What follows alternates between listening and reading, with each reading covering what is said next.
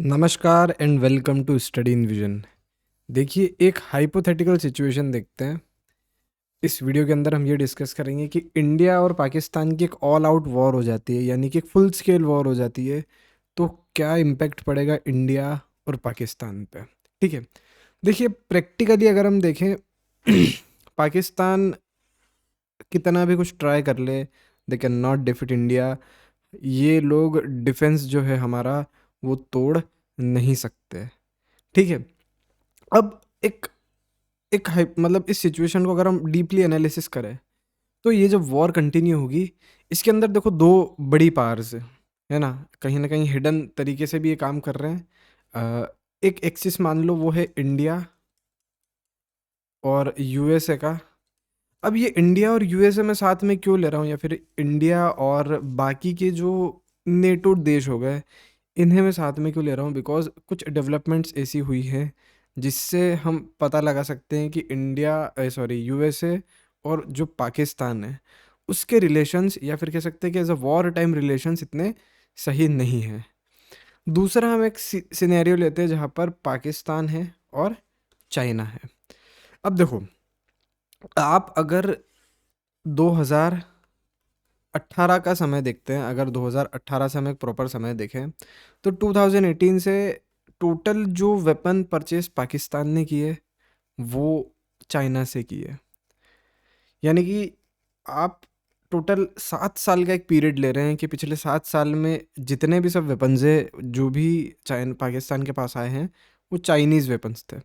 और उसके बाद हम इंडियन पर्सपेक्टिव से अगर देखें, तो पिछले 8 से 9 साल में जो भी मेनली हमारे पास वेपन्स आए हैं, उसमें एक बहुत बड़ा शेयर यूएसए का भी है, जिसके अंदर हमने चिनूक हेलीकॉप्टर्स अगर हमने देखे तो लिए हैं। उसके बाद आप फिफ्थ जनरेशन फाइटर जेट्स की बात कर रहे हैं, ड्रोन्स वगैरह के ऑर्डर्स हमने दिए हुए हैं यूएसए को। तो कहीं ना कहीं हम अपने आप को पार्टली अमेरिकन वेपन से भरे जा रहे हैं, और पाकिस्तान जो है वो चाइनीज़ वेपन से अपने आप को भरे जा रहा था। ठीक है। दूसरा, हम एक पॉइंट ये देखते हैं कि यूएसए 2011 में जैसे 9/11 अटैक्स होते हैं, उसके बाद 2011 में यूएसए लगभग यूँ समझिए कि अ, या फिर 2001 के समय से ही अगर हम देखते हैं, तो प्रॉपरली यूएसए इस चीज़ की तैयारी कर रहा था कि कहाँ से कौन लोग टेररिस्ट हो सकते हैं और कौन लोग यूएसए को इन फ्यूचर आने वाले 100 साल में भी हार्म पहुंचा सकते हैं, किस देश से कौन कौन लोग, है ना। ठीक है, ये 10 साल के अंदर यूएस प्रिपेयर कर रहा था। इस बीच यूएस ने बहुत सारे देशों को इन्वेड किया, बहुत सारे देशों के लगभग यूँ समझ लीजिए कि 2010 से लेके जो 2001 से लेके जो 2015 तक का समय है, लगभग बहुत सारे ही देश, अगर मिडिल ईस्ट वगैरह के सब हम देखें, जो कि बहुत बड़ी पावर्स नहीं थे, खंडर में बदल गए सारे देश। ठीक है। तो 2011 में कुछ इवेंट्स होते हैं, ओसामा बिन लादेन मारा जाता है, एबटाबाद पाकिस्तान के अंदर वो पकड़ाया जाता है। अब क्या होता है कि उस समय यूएसए के जो जनरल्स थे, वो कहीं ना कहीं एक स्ट्रेटेजी बनाते हैं कि अगर हमें ज़रूरत पड़ी तो पाकिस्तान के जो न्यूक्लियर वेपन्स है, वो किस तरीके से हम इवैक्यूएट करेंगे, यानी किस तरीके से ग्रैब एंड स्नैच कर देंगे हम उस उन न्यूक्लियर वेपन्स को। ठीक है। तो कहीं ना कहीं एक बहुत पुरानी पॉलिसी ये पाकिस्तान की तरफ से देखने को मतलब यूएसए की तरफ से देखने को मिलती है पाकिस्तान के लिए। दूसरा, इसका ये रीज़न था कि 2008 के बाद से ही, यानी कि 2007-8 जैसे कारगिल युद्ध खत्म होता है, 4-5 साल यूएसए के बहुत क्लोज एलाई रहता है पाकिस्तान। उसके बाद 2006-7 या फिर 8 के बाद से हम देखते हैं कि पाकिस्तान और चाइना धीरे धीरे क्लोज एलाइज बन रहे हैं। और फिर उसके बाद देखो, एक प्रॉब्लम ये भी आती है कि इंडिया काफ़ी अग्रेसिव रहता है पाकिस्तान के लिए। पाकिस्तान को हम 2014 के बाद से एकदम कहीं ना कहीं श्रिंक करना स्टार्ट कर देते हैं। इस इनकी जो फॉरेन पॉलिसी है, इनका जो फॉरेन स्टैंड है, कहीं ना कहीं हम पाकिस्तान को अलग थलग करना शुरू कर देते हैं।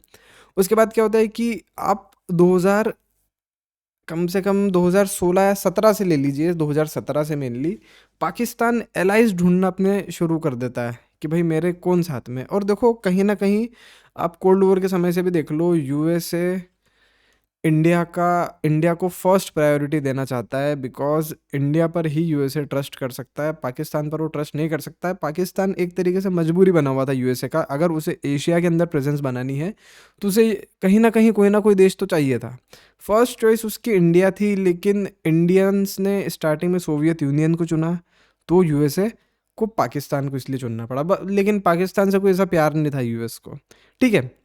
और ड्यू टू बहुत सारी चीज़ें कि यूएस की हम फॉरेन पॉलिसी किस तरीके से वर्क करती थी, ये भी जानते थे कि हाँ, यूएस जो हेनरी किसिंजर है, उनके वर्ड्स तो हम कभी भूले नहीं थे कि to be enemy of United States is deadly, but to be a friend of United States it's fatal, ठीक है। तो कहीं ना कहीं हम यूएसए की पॉलिसी जानते थे। तो हाँ, तो इस तरीके से हम चाहते हैं कि अभी फ़िलहाल जो ग्लोबल कंडीशंस बन रही है, जिसमें दो एलाइज है, एक यूएस इंडिया ले लो या फिर नेटो इंडिया ले लो, और मेनली जो बहुत से आसपास के छोटे मोटे देश ये वगैरह भी ये न्यूट्रल स्टांस अपना रखेंगे, लेकिन लगभग इन्हें इंडिया समर्थित ही मान लो। फिलीपींस वगैरह हो गया, इन्हें हम वेपन्स एक्सपोर्ट करते हैं तो ये भी अपना सपोर्ट इंडिया में देंगे। जापान वगैरह हो गया, फिर यूएसए के जितने भी एलाइज आज की डेट में क्लोजली हैं वो इंडिया के साथ में है। बिकॉज कहीं भी हम अभी की डेट में भी अगर देखें तो ये टूट पड़ते लेफ्टिस्ट मीडिया वाले, या फिर कह सकते हैं ये टूट पड़ते यूएस वेस्टर्न मीडिया वाले, कि इंडिया ने पानी क्यों बंद कर दिया, पाकिस्तान में ये हो जाएगा, वो हो जाएगा, यूं हो जाएगा, अगर यूएसए पाकिस्तान के साथ में होता तो। लेकिन अभी तक कोई ऐसी आवाज़ नहीं आई है, अभी तक कुछ भी ऐसा कहीं कोई एक भी ऐसा आर्टिकल देखने को नहीं मिला है जो इस डिसीजन को क्रिटिसाइज कर रहा हो, ठीक है। तो एक तो ये सिचुएशन हो गई, दूसरी ये सिचुएशन हो गई। अब हमारा जो मेन टॉपिक है कि क्या सीरीज ऑफ इवेंट्स होंगे जब इंडिया पाकिस्तान की फुल स्केल वॉर स्टार्ट हो जाएगी। देखो, कहीं ना कहीं हम देखते हैं कि पाकिस्तान वैसे भी झेल नहीं सकता। वॉर के फर्स्ट टू 10 डेज में बहुत ब्रूटल ये वॉर चलेगी, अगर फुल स्केल होती है तो। हम बॉर्डर्स पर हमारी तरफ भी बहुत सारा डैमेज होता हुआ देखेंगे, बहुत सारा तो नहीं, लेकिन कहीं ना कहीं हम जैसे हमारी एयरफील्ड्स पर अटैक हो रहा है, कहीं ना कहीं हो सकता है कि सिविलियन एरिया पर भी अटैक हो रहा है, ये चीज़ देखेंगे। उसके बाद एक उस चीज़ की इंटेंसिटी में, स्टार्टिंग में जब कोई वॉर होती है, चाहे वो रशिया यूक्रेन वॉर भी आपने देखा हो, हर देश पूरी ताकत लगाता है कि हाँ यार, जल्द से जल्दी अगर हम एकदम अटैक करेंगे, क्योंकि स्ट्रेटेजी यही सही होती है कि अगर आप अचानक एकदम पूरा फुल पावर से अपनी अटैक करें तो ही आप जीत सकते हैं। बिकॉज कहीं ना कहीं सामने वाले को आप ज़्यादा डैमेज पहुंचा देंगे। अगर आप धीरे धीरे जाएंगे तो आपको प्रॉब्लम होगी, है ना। ये छोटे देश के बारे में कह रहा हूँ मैं। बड़ा देश अगर कोई है, जो फॉर एग्जांपल रशिया के केस में, रशिया धीरे धीरे धीरे धीरे यूक्रेन को खाए वो चलेगा, लेकिन यूक्रेन को अचानक ही सब अटैक करना पड़ेगा, क्योंकि रशियन मिलिट्री इज़ ह्यूज। वो जितना डैमेज पहुंचाना चाहते हैं, पहुंचा सकते हैं, वो पहुंचाएंगे। यूक्रेन की अगर ये सोच, यूक्रेन की सोच की तरफ से देखें अगर अपन, कि रशिया को जितना डैमेज जितनी जल्दी पहुंचाओ उतना ज़्यादा बढ़िया है। तो पाकिस्तान भी कुछ ऐसा ही करेगा। पाकिस्तान भी लगभग शुरू के जो 10 दिन होंगे उसमें, या फिर कह सकते शुरू के 4 से 5 दिन का इनका मेनली बोल रहे हैं कि 4 से 5 दिन तक ये झेल सकते हैं। और अभी जो मेनली पाकिस्तानी मिलिट्री की अगर हम बात करें, या पाकिस्तानी फॉर एग्जांपल जेट्स वगैरह की बात करें, तो इनके बहुत सारे जो जेट्स, फाइटर जेट्स वगैरह हैं, वो अंडर मेंटेनेंस चल रहे हैं। फॉर एग्जांपल कि बहुत सारे F-16s हैं जिनके पार्ट्स वगैरह अभी यूएस ने रोक रखे हैं, होल्ड कर रखे हैं। तो F-16 बहुत सारे अनयूजेबल हैं इनके। इनके दूसरे भी जो फाइटर जेट है वो अनसर्विस, मतलब सर्विस के अंदर यूँ कह सकते हैं कि नहीं है वो। अगर उनको उड़ाने जाएंगे तो कहीं ना कहीं वो क्रैश हो जाएंगे, कहीं ना कहीं वो टूट फूट जाएंगे, उनको कोई मतलब नहीं है। तो कहीं ना कहीं हम ये समझते हैं कि यूएस पाकिस्तान के भी 75% जो आर्मी है, 75% इनके जो वेपन्स हैं वो ही एक्टिव है। तो ये अटैक करेंगे, लगभग 4 से 5 दिन तक ये अटैक जारी रखेंगे। इनकी तरफ से भी कैजुअलिटीज़ होगी, और ऑब्वियस सी बात है कि हमें भी कुछ कैजुअलिटीज़ झेलनी पड़ेगी। एक वॉरफेयर में ये होता ही है। अब आता है एक, कह सकते हैं कि कूल पीरियड, ठीक है। अब इंडिया को पता है कि अब उसका टाइम आ चुका है। 5 से 6 दिन बाद इंडिया जितना बचा सकता है उतना बचाएगा, मतलब 5 से 6 दिन तक जितना बचा सकता है उतना बचाएगा, जितना तोड़ सकता है उतना तोड़ेगा, इनका खर्चा होने देगा। अब 5 से 6 दिन बाद ये जो लोग हैं थोड़े से कम पड़ेंगे, उसके बाद इंडिया का एक इंटेंस एडवांस चालू होगा। इंटेंस एडवांस जैसे चालू होगा, ये समझ लीजिए कि अगले 10 दिन के अंदर अंदर इनकी जितनी भी मिलिट्री लीडरशिप है, पॉलिटिकल लीडरशिप तो 5 दिन बाद ही आपको भागना शुरू होती दिखेगी, ठीक है? कि लंदन भाग रहे हैं, यूरोप, जहाँ असाइलम मिल रहा है वहाँ भाग रहे हैं। मेनली लंदन ही भागते हैं ये लोग, और आधे से ज़्यादा मैंने सुना है कि 50 से 60 तो अभी तक भाग भी चुके हैं। तो आपको जो कह सकते हैं कि अ, इनकी जो डिक्टेटर सॉरी क्या कहते हैं, जो पॉलिटिकल लीडरशिप है वो भागती हुई दिखेगी, और 10 से 15 दिन के अंदर आप इनकी मिलिट्री लीडरशिप्स भागते हुए देखना स्टार्ट कर मतलब देखना शुरू कर चुके होंगे। ठीक है? तो हम 15वें दिन तक पाकिस्तान का एक तरीके से जो कोलैप्स है, गवर्नमेंटल कोलैप्स है, वो हम देखेंगे। उसके बाद क्या होता है कि होगा मेनली, देखो चाइना जो है, China is not good in administration. China ने बिना सोवियत्स के, बिना रशिया के किसी भी वॉर को सपोर्ट नहीं किया। चाहे आप वियतनाम वॉर देख लो, चाहे आप कोरियन वॉर देख लो, चाइना ने, हाँ, कोरियन वॉर में नॉर्थ कोरिया का सपोर्ट किया, but with Soviet support. Soviet और चाइना ने मिल के सपोर्ट किया था, जब जाके नॉर्थ कोरिया कोरियन वॉर जीता था।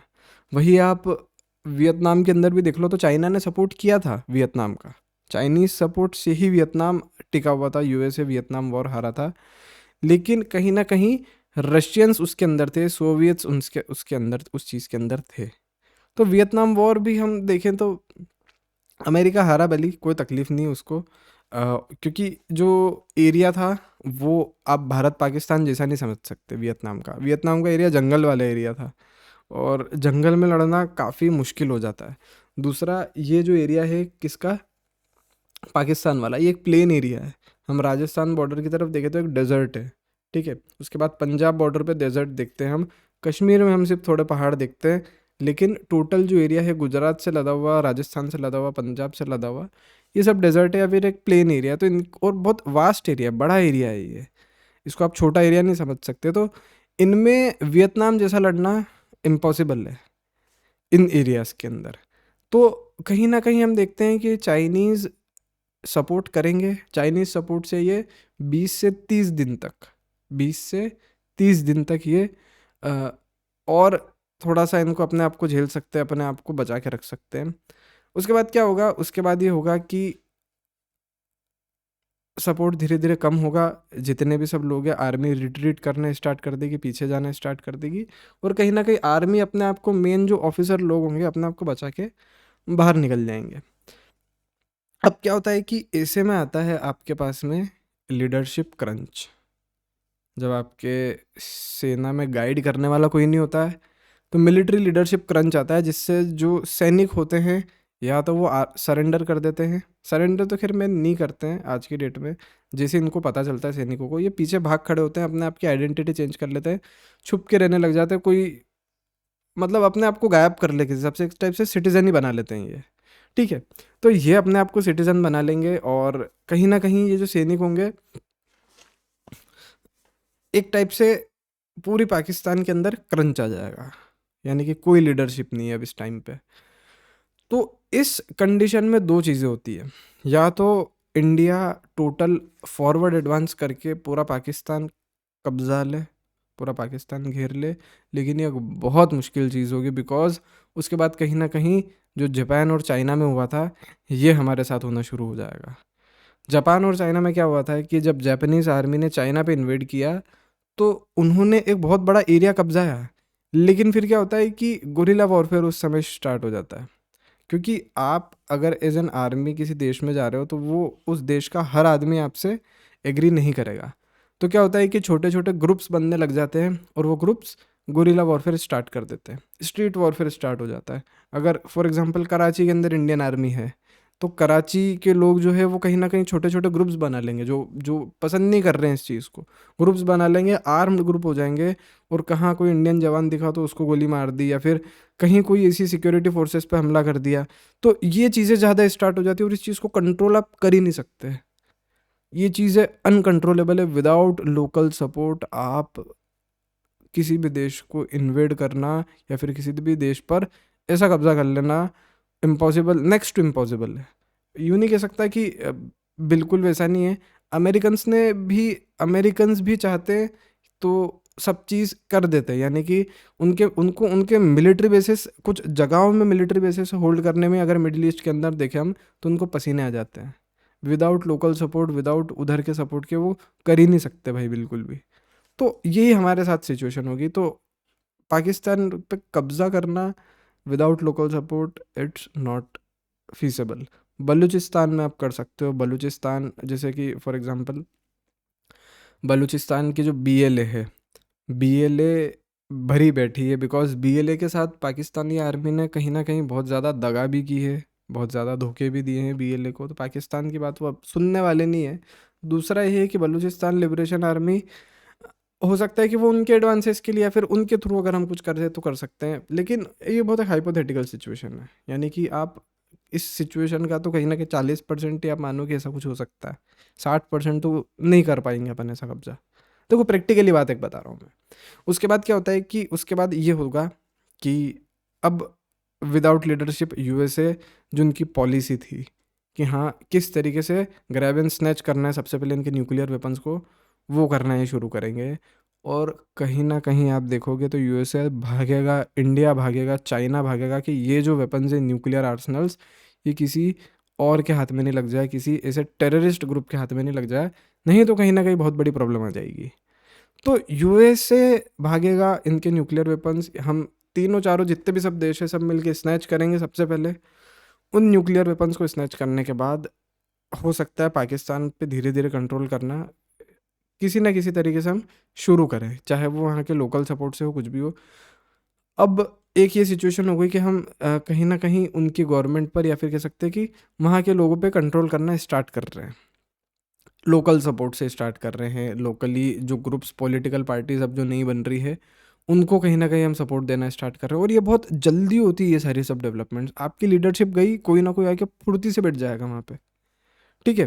तो कहीं ना कहीं हम उनको सपोर्ट करना स्टार्ट कर रहे हैं। अब हम ये चीज़ हर इस्लामिक देश में देखते हैं कि जो मैक्सिमम पॉपुलेशन होती है वो कहीं ना कहीं शरिया लॉ चाहती है, ठीक है। पाकिस्तान के अंदर भी ऐसा है, पाकिस्तान के अंदर मेनली ऐसा है कि कहीं ना कहीं वहाँ की जो पॉपुलेशन है वो शरिया लॉ चाहती है।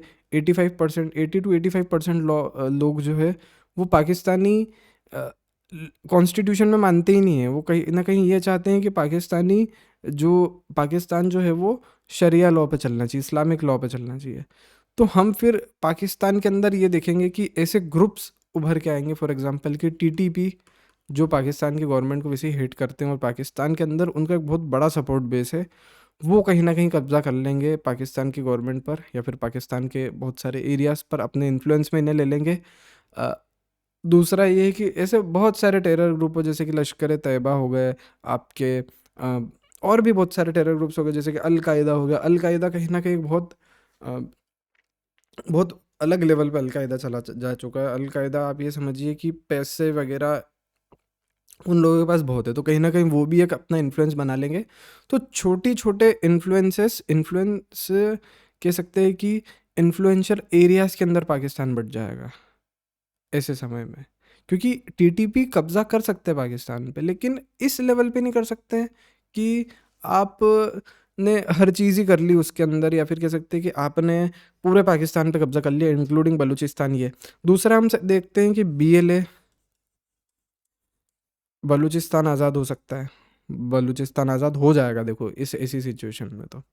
तो बलूचिस्तान लिबरेशन फ्रंट ये आज़ाद हो जाएगा। दूसरा है कि ये कब्ज़ा कर लेगा बलूचिस्तान पे, या फिर बलूचिस्तान को अपने अंदर अंडरटेक कर लेगा। तीसरा हो सकता है कि और छोटे मोटे पॉकेट्स, टेरर पॉकेट्स कहीं ना कहीं पाकिस्तान के अंदर बन जाएंगे। उसके बाद सही गेम इधर चालू होता है, क्योंकि ये कहीं ना कहीं टेरर पॉकेट्स अब ये चाहेंगे कि पहला इनका टारगेट हो हम, पहला इनका टारगेट हो इंडिया। और इंडियंस इस बात को बखूबी जानते हैं कि, या फिर कह सकते हैं कि इंडियन एडमिनिस्ट्रेशन भी जानता है कि भाई इन पर नहीं पाया तो हम कहीं ना कहीं इनसे लड़ते रह जाएंगे। इन पर कहीं ना कहीं हमने वो नहीं पाया, कंट्रोल नहीं पाया स्टार्टिंग में ही, तो कहीं ना कहीं हम बहुत ज़्यादा प्रॉब्लम से आएंगे। जैसे कि जो पहलगाम का अटैक है, मुंबई टेरर अटैक से, ऐसे छोटे मोटे ये जो जितने भी सब टेररिस्ट अटैक हो रहे हैं इंडिया के अंदर, ये कंटिन्यूड रहेंगे और इनके जो इंटेंसिटी है वो बहुत लेवल पे बढ़ जाएगी, ठीक है। अब क्या होगा कि इंडिया जैसा कि इज़राइल करता है, कहीं ना कहीं इंडिया वो चीज़ें करना स्टार्ट कर देगा। कहीं ना कहीं हमें एक ऑफेंसिव डिफेंस करना पड़ेगा। तो एयर स्ट्राइक्स इंडिया कर रहा है पाकिस्तान के किसी एरिया पे, ये कर रहा है, वो कर रहा है, ये कर रहा है, कहीं ना कहीं हम देखेंगे कि हमें बहुत ज़्यादा यहाँ पर अपनी जो वेपनरी है वो खर्च करनी पड़ेगी। यूएसए आएगा फिर इस चीज़ के बीच में, चाइनीज़ होंगे, वो भी आएंगे। चाइनीज़ की बहुत सारी इन्वेस्टमेंट है पाकिस्तान के अंदर, तो उसे बचाने आएंगे। तो पाकिस्तान कहीं ना कहीं आप ये चीज़ देखेंगे कि सीरिया जैसा बन जाएगा, सीरिया जैसा है वैसी वो चीज़ हो जाएगी। और आप दूसरा फिर ये देखेंगे कि खंडर में ये देश तब्दील हो जैसे ही होगा, एक रेफ्यूजियल क्राइसिस वहाँ पर आएगा, क्योंकि 20 से 25 करोड़ वहाँ पे लोग आज की डेट के अंदर है। तो कहीं न कहीं हम देखते हैं कि पाकिस्तान की जो सिचुएशन है, वहाँ पर एक बहुत बड़ा रेफ्यूजी क्राइसिस आने वाला है, अगर इंडिया और पाकिस्तान की फुल स्केल वॉर होती है। हाँ, अगर ये होता है कि भाई इंडिया को खुश करने के लिए, इंडिया को शांत करने के लिए पाकिस्तान कुछ ऐसा करे कि भाई इन लोगों ने तुम्हें मारा था, ये जो लोग हैं इन्होंने पहलगाम अटैक किया था, ये यहाँ पर है पाकिस्तान के अंदर, पाकिस्तान एक प्रॉपर इंटेलिजेंस इंडिया को प्रोवाइड कर दे, और इंडिया वहाँ पे जाके एयर स्ट्राइक, सर्जिकल स्ट्राइक, जो भी इनको करना है, इंडिया जो भी हमको करना है आर्मी को, वो करके 500-700 टेररिस्ट जो है वो मार दे। उसके बाद हो सकता है कि पाकिस्तान इस सिचुएशन से एस्केप कर ले। अगर पाकिस्तान फुल स्केल वॉर पर जाता है तो पाकिस्तान के साथ प्रॉब्लम आएगी ही आएगी। देखो, without Soviets, without Russia, Russian support, China का सपोर्ट करना बहुत मुश्किल है, क्योंकि चाइना को इतना एक्सपीरियंस नहीं है आपको लॉन्ग बैटल का। ठीक है। उसके बाद पाकिस्तानीज़ जो है, पाकिस्तानी ऑफिसर्स कहीं ना कहीं सिचुएशन को एनालिसिस करते हैं, लेकिन पाकिस्तान ने कभी कोई वॉर लड़ी है, वॉर जीती नहीं है, तो इनकी स्ट्रेटजीज पर इतना भरोसा नहीं किया जा सकता। रशियंस ही इनके पास सिर्फ एक वेपन है कि रशिया का अगर सपोर्ट ले चाइना, और फिर रशियंस पाकिस्तान को सपोर्ट करे। खैर, ये एक बहुत कह सकते हैं कि अनदर यूनिवर्स का सिनेरियो हो गया। इस यूनिवर्स में तो ये पॉसिबल नहीं है, बिकॉज इंडिया और रशिया के जो रिलेशन है वो बहुत अलग लेवल पर है। हमारी जो मैक्सिमम वेपनरी वो रशियन है। ठीक है। तो कहीं न कहीं देख सकते हैं कि इंडिया की जो विदेशी पॉलिसी है, या फिर कह सकते हैं हमारी जो फॉरेन पॉलिसी है, ओवर द ईयर्स, चाहे वो आपकी यूपीए की गवर्नमेंट हो गई हो, चाहे वो आपकी एनडीए की गवर्नमेंट हो गई हो, हमने कांस्टेंट रखा उस चीज़ को। हमने मौका परस्ती नहीं दिखाई कि हाँ, इधर से ये कर लिया, उधर से वो कर लिया। हमने सबसे व्यवहार बना के रखा। एक पॉइंट पर अगर हमारे चाइना से भी व्यवहार है, क्योंकि एक बहुत बड़ा ट्रेडिंग पार्टनर है चाइना। लेकिन अगर मैंने, खैर ये तो बहुत अलग बात होगी, लेकिन अगर पाकिस्तान के साथ अगर ये सिचुएशन होती है तो पाकिस्तान ऑब्वियस सी बात है खंडर के अंदर बदल जाएगा। आप न्यूक्लियर वेपन वगैरह अगर ये चीज़ सोचते हो, तो एक स्ट्राइक आप कर दोगे कि हाँ, एक न्यूक्लियर वेपन चला दिया पाकिस्तान पे, पाकिस्तान ने हमारे ऊपर, हम फिर अगला एक सिनेरियो देखेंगे कि दूसरा इनको चलाने का मौका ही नहीं मिलेगा। तो ना पाकिस्तान के पास फिर न्यूक्लियर वेपन चलाने को रहेंगे, और ना फिर हो सकता है कि पाकिस्तान जैसा कुछ रहे। So that's it. That's it for now. Thank you so much.